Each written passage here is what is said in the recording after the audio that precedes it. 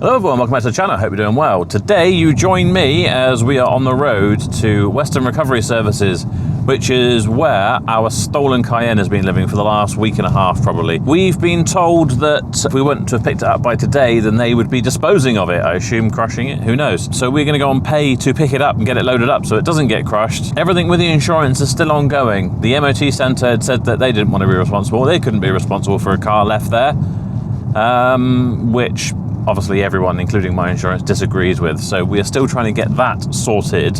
But I would rather have the car at the farm. We can check it out and see what damage, the full extent of the damage that was done on this car. And secondly, I don't want the car to just disappear because then I'll have no car, no money and no insurance claim type thing. So we're gonna hit the road, we'll grab this car, and I don't know if they'll let us film there that much, but if not, by the time we get it back to the yard, we will have a good look around it.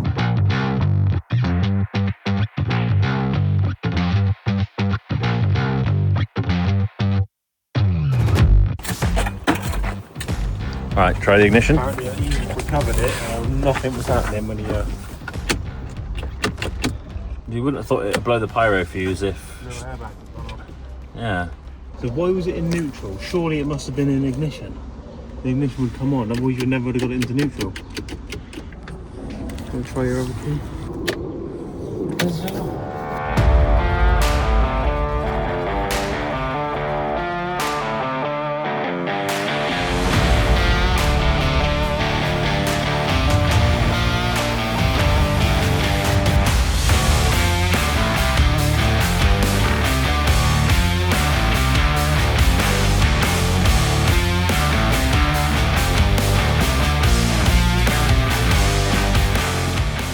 Right, so we're back. Hamilton happens to be here and has come out and seen it already. Hamilton was driving. No, you drove this back from. I dailied this for a few days. Ben's going around the other side because we've changed our mind on what we thought about this car. There was a big stream of fluids coming out of this when it was stuck in the door of Asda, and it looked like engine oil. It was on tarmac, it looked black and whatever. But now we've looked underneath, it looks like the fuel tank's got a big hole in it. So it's probably diesel. There's no ignition power whatsoever. We've put a jump pack on, still no ignition power. Ben's gonna have a little look, see if there's some kind of pyro fuse or a rollover fuse that might have gotten off because it's been slammed into different places. We might be able to see if this will turn over and start. But in the meantime, let's just kind of have a look around. So obviously this is where the bollard was. Yeah. Oh my Is it a gosh. plastic wing, or is it just a really... No, it is metal, isn't it? Do we know if it did completely bash up the steering rack? Because it looked like there was a lot of angle there, didn't it? It's definitely got a lot of camber on it, but then the airbags have gone down, but it might well have done that. They might have punctured that with the thing on the other side. True. But on the whole, actually not that bad. And it did roll and steer. So right, okay, that's I managed to something. push it on. You can see on the wheels, like mangled where it's hit the posts, and that's where the bollard ended up. But considering it, like how much damage is done there, the paint transfer is not that much, is it? Down this side again, this is kind of the back end where they've smashed into stuff. Yep. And as we were leaving, one of the guys there said that a bit more information that probably no one really knows. I don't think it's even been in the news. No one really knew why they'd smashed into that Asda. We had suspicions it was because there's a cash machine right inside the door. Apparently there was a strop, which is, a strap that you use to go around something before you attach a chain, round through here. So they've smashed these windows on one side. Just They've one done it side. on one side. So they've gone through the back, they've probably reversed it and smashed this window. You can see that dent in there and that smash on that side. They've put something around there to try and drag the ATM out. My theory now is, our fear was that this may have been left running because the key was still in it. And if you're going to abandon a car because maybe you think the police are coming or whatever, it's unlikely you're going to be so considerate that you turn the ignition off and all that sort of stuff. But if they ripped a hole in the fuel tank, it wouldn't have been too long before they ran out of fuel and the car cut out. And they might have tried to start it again and it wouldn't. And maybe they've tried to start it so much that that's blown something. Who knows? I don't know if that's why they left it, or it could well be just that it ran out of fuel and that was that. But this is the really dramatic part. This is it, isn't it? I say dramatic, it looks really dramatic, but actually the kind of The frame? shell, Yeah. these, what would they be? C or D pillars? I don't know. C pillars, I would have thought. Or maybe D, obviously, I mean, yeah. do you four get door. 2 B pillars? I don't know. This just shows you how much mechanical. Ben's given us an aha. He's found something. Yeah, just absolutely mangled in here. But I mean, look at the actual shape of where this comes round. The exhaust. Not so far out. The exhaust seems to be fine. What have you found, Ben? The seatbelt pretensioners are blown. Ah, so they might have set the pyro fuse off. Pyro fuse. Pyro fuse. We might be saved. You might have just backed it straight in. Seatbelt pretensioners have gone because of the crash sensor in the back there. Yeah. And the they've airbags blown the haven't pyro gone. fuse on top of the battery. If you whip the seat out, we can get to the battery. Does that actually think that's where the pyro fuse is? Never had to replace one. I'm almost certain. I don't even think it's a proper pyro fuse. I think it's. I know one of them, the Japanese models, is spring loaded, but it might be on top of the battery there. I think you can just get a bit of cable and like bypass it. Yeah. Yeah, I'm not sure. Obviously, we might have to disconnect the crash sensor first, just to make sure there's no more chain of events happening there. Yeah. But yes. Have you tried pulling the boot lid open? No. Does it look like I it's have gonna? a suspicion that it won't. Yeah. Oh, do you know why? It's electric. If you just get it all powered up, I'm sure it'll just open straight up. Pyro fuse, straight up, done, finished. But like I say, well, that's our crash bar, which Yeah. clearly has had a pretty decent wallop. That's what it's for. Look at like The everything else exhaust. in here, the exhaust Yeah. shields and everything. It's It all hasn't there. gone too far. So, could be saved. What have we got down this side? Some more scratches. This window's still intact, which is good because they'll be quite expensive, these little rear quarter lights. Lots of more scratches and things. Wheel actually looks in good condition. Obviously all the suspension's down. That is the guitar. Oh yeah, kadoing! Ah. Yeah, because none of the airbags had gone off, so we thought that would have stopped it from setting off the pyro fuse, but I guess if the seatbelt pretensions have gone off. So they definitely weren't wearing them because they're locked out in the upright position. Yeah. They would have been slack and rigid if they were in use. They didn't seem like the sort of people that would care about a seatbelt somehow. Well, I imagine, I wouldn't say they're smart people, No. but they're probably, kind of experienced enough to know that you probably don't want a seatbelt tensioner going off while you're in the car. Yeah. And getting yourself stuck in there. Ben noticed that a fox has been in because all the windows have been down for a good week and a half. Fox or cat or something has been in there. So look out for biohazards. There could be a little fox dung in there. Smashed a fog light, and there are some scuffs on the bumper around here, but nothing James at J Repairs couldn't sort out. The trim on this arch is in the back of the car. We pulled that off because we wanted to see if we could pull this wing away from the wheel so it wouldn't chew the tyre up.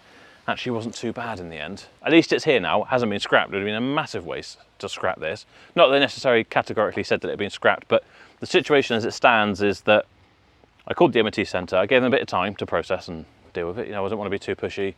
The sort of Tuesday after I said, right, what's the score? Have you spoken to your insurance and what do you need any information from me? Like purchase receipts, things like that for them to sort of claim out. And they said, oh, well, we can't be responsible for every car that gets left here. And I thought, don't have to be, just my one that you had the keys for and was in your care and whatever. So I did speak to my insurance, said that this is a situation. I would have thought the MOT centre was liable, but what do you think? And they said, yes, the MOT centre. So if you need any more information from us, let us know. But otherwise, let them deal with it. Still haven't heard. I don't think they want to do that. So I don't know. We'll be dealing with that. There's always an awkward situation like this when there's a crash, like the courtesy car that the customers had and they were driving under their own insurance that they knew about. And when it actually came to a crash, they didn't want to give us the documents, which I should have got in the first place. But still, been really awkward, especially after I'd raised, did you know I raised £6,000 odd for them on a GoFundMe as well? What, the people that crashed your courtesy car? Yeah. You are joking. Yeah, because when we got it back, it was a lot more smashed up than this. It was awful. Oh, gosh. And it had a child seat inside, and originally I wanted to raise 250 quid for a child seat. Oh, gosh. We got £6,000, and then when I asked them for their insurance document, they're like, nah. You're joking. The police told us we shouldn't give that to you. I was like, bollocks. No, Anyway. absolutely. There's always something, isn't it? Everyone tries to dodge the blame. Yeah. But this has happened at Barrow Motors, we'd be straight on to our insurance. Definitely. This has happened. Let's get it sorted for whoever's car it was immediately. Yeah. But that's just not the way it always goes. Can I ask a question about the recovery? When it was wedged into Asda Yeah. on aisle 5, how much did it take to actually get it out of that position? I want to know how much it was wedged in by that pillar or not. I don't know. Do you think I was there? Well, no. Oh, no. No. I was worried people were going to think I was there because I was driving around in it for so long. No, I don't know. I don't know No. if they got high ab in there or they just dragged it straight out. Sure. But I reckon probably, we almost know certainly now, don't we? The engine, I reckon, fingers crossed, is going to be saved. We've looked down through the engine bay, no oil, which you'd expect to see if it had crashed the sump on that pillar that they'd cut off. there was that fluid coming out, but we now think that's probably diesel because there's a hole in the fuel tank. It does smell diesely as well. Can you And smell if it? it's gone completely electrically dead now because the seatbelt pretensioners have gone off, obviously normally your seatbelts aren't that tight. They can be quite annoying when you're trying to get them out sometimes, but they're never this tight. It's cut the power, and that's probably why they've abandoned the job. So technically, score one for Porsche. They've stopped, not completely, but they've stopped them from being successful and getting away with the ATM. They should have used the S-Max. Not to give you any criminal advice here, but the S-Max wouldn't have been, yeah. Or a Transit. That's what they normally use, isn't it? A Transit. Tip of Transit would be good. There's no sensors on the back of that, is there? Don't steal the Cayenne. Yeah, not again. We'll find out what happens with this. Ben's obviously fiddling around there. Maybe we'll see something happen, maybe not. But either way, let us know in the comments what you think we should do. Obviously, we're going to still try and put through an insurance claim. 100% this car will be written off. Although it was up for sale for £19,000, a fully professional insurance approved garage to repair all of this stuff, which would be suspension stuff, probably all new wheels, tyres, new boot, bumper, glass, Crash trims, bars, all sorts of stuff. There'd be loads of stuff that would need to be done. It would be 100% be a category S write-off, I would say. Wonder about cutting myself. Ben said that the boot lock is touching the spare wheel in the boot, so it's definitely, the floor pan's probably shunted up a bit, but that can be pulled out. That's all they need to go structural though, isn't it, Joe?